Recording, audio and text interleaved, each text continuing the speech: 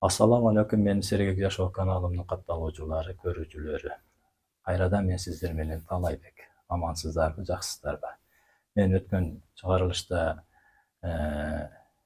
bel oru, but orudun bir türü bolgon Krushovidni mышца деген жөнүндө түшүнүк айтып кеттим эле. Эми ошол Krushovidni мышцага пайдалуу болгон көнүгүүдү бүгүн чыгарылышта мен сиздерге көрсөтүп кетейин. Анда эмесе баштадык көнүгүүдү. Жерде, катуу жерде болсо жакшы, мындай паластын үстүндө болсо жакшы аткарылат.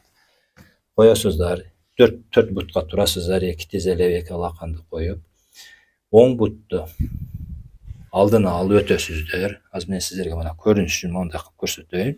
Мына оң бутту алды жагына өткөзөбүз, дагы бутту бүгүп коюп, акырын белди жамбашты ылдый түшүрө беребиз. Жамбашты ылдый түшүрөбүз.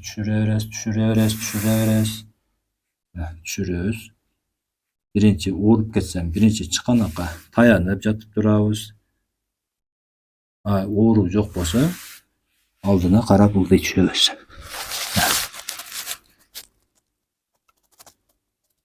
Мына ушундай абалда жатасыздар. Дагы мен сиздерге эскерте турган нерсе, өткөн чыгарылышта айткандай, көнүгүү жасап атканда эч убакта моундай булкубаңыздар. Эсиңиздерде болсун. Акырын өзүнүн аракетиге жөн коюп, акырын чоюп бара бериңиздер. Чыдабай калдыңыздарбы ооруганыга, ошол жерде кармап туруңуздар. Бир аздан кийин жеңилдейт, анан кайрадан ылдый түшөсүздөр.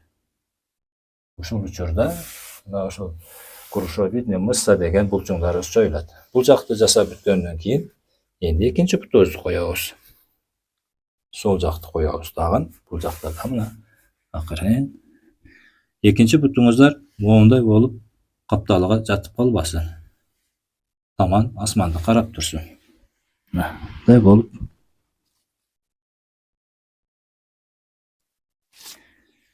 канча убакыт жата аласыздар? Ошол убакытта жатып жасап койсоңуздар, ошол булчуңдарыңыздарга пайдасы тиет. Эми бул көнүгүүдү жасаган учурда, муундарга таасир берүүчү көнүгүүдү жасаган учурда, албетте сөзсүз денеңиздер кызып, же болбосо денеңиздер жылуу болуп турган абалда жасаңыздар, туугандар.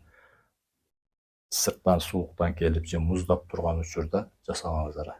Булчуңдардын жайгашуусу бул жана муундарда кемирчекке барып кошулуп турат.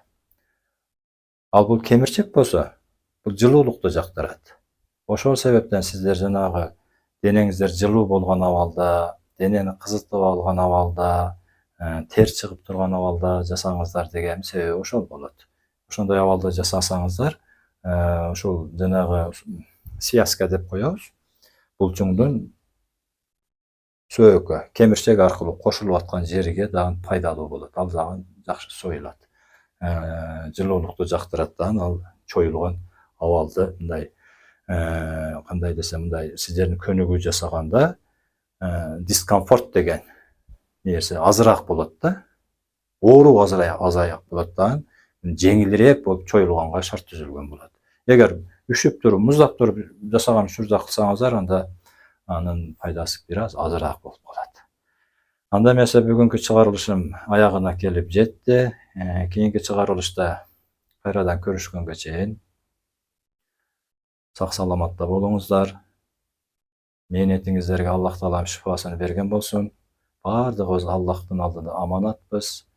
Кайрадан көрүшкөнгө чейин эсен болуңуздар, тынч болуңуздар. Ассаламу алейкум.